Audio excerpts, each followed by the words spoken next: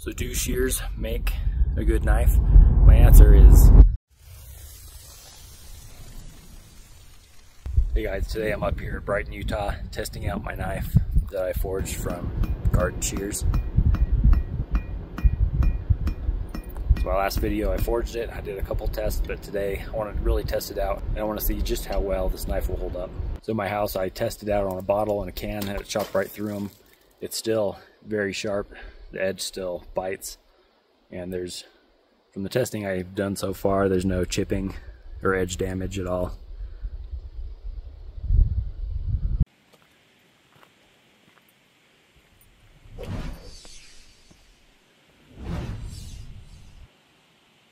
Hey guys, today I'm hiking up Lake Blanche.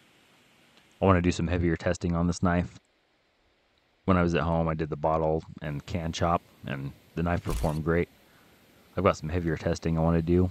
If there's not enough carbon in this knife, then it's possible the edge could roll. If you are using a steel like 1095, you can pull up a chart that shows you exactly how to heat treat, which in my opinion is the most important part of the knife making process. If your heat treat's wrong, you just have a piece of metal that looks like a knife. So these sheets tell you how to harden and temper it so you get the best quality knife you can.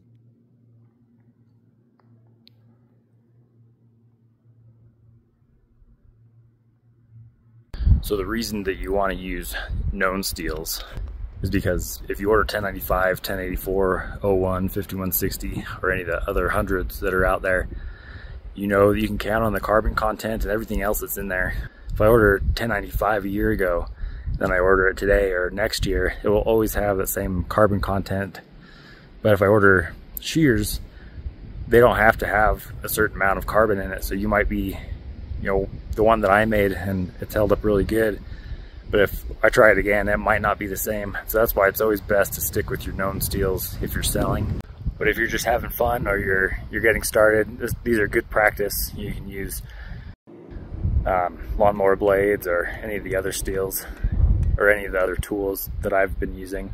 Another reason I'm doing it is I want people to know that you know, if you can make a knife out of certain things, or if you just shouldn't waste your time. Because when I started, I couldn't find a lot of information on it. In the videos I saw, they just made it, but they never explained anything about it. And so that's why I like trying these different tools and turning them into knives.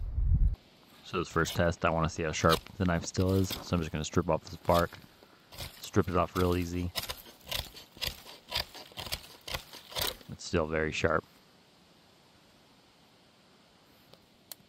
About 2 hours later, I made it up to the lake. Now I can start doing some more testing.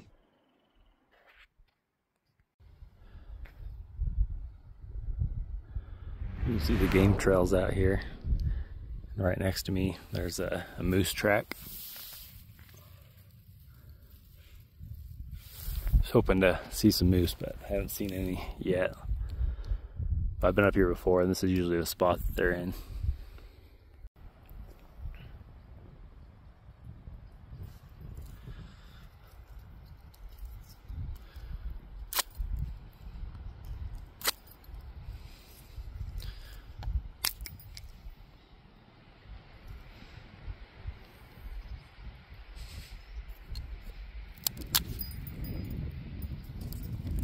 These tests were good for sharpness testing, but now I want to test the toughness of the blade. So I'm going to be hitting it against this log a bunch of times and see if there's any edge damage or rolling.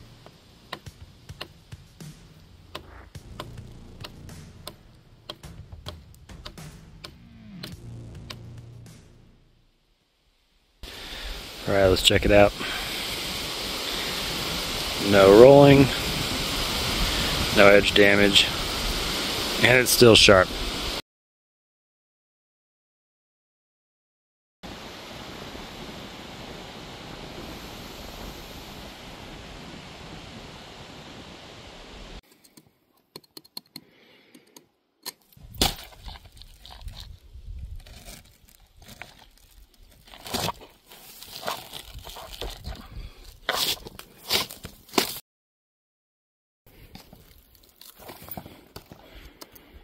So do shears make a good knife?